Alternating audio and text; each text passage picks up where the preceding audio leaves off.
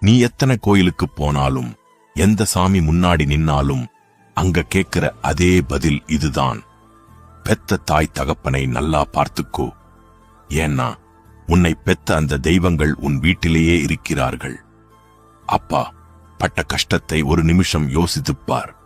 நீ இன்று அனுபவிக்கும் ஒவ்வொரு சுகத்திற்கும் பின்னால் அவர் இழந்த உழைப்பும் அவர் விழுங்கித் தீர்த்த கண்ணீரும் இருக்கிறது.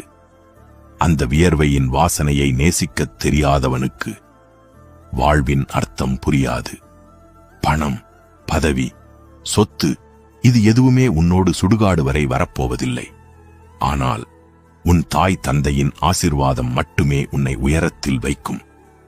அவர்கள் உயிருடன் இருக்கும்போது கொடுக்காத அன்பும் மரியாதையும் அவர்கள் போன பிறகு நீ செய்யும் சடங்குகளில் ஒரு துளி கூட இருக்காது.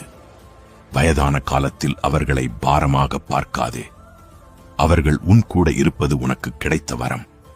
அன்பு என்பது அண்டை வீட்டுக்காரரிடம் இல்லை, உன் வீட்டிலேயே இருக்கிறது.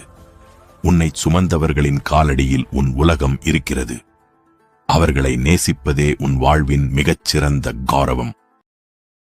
Download ShareChat.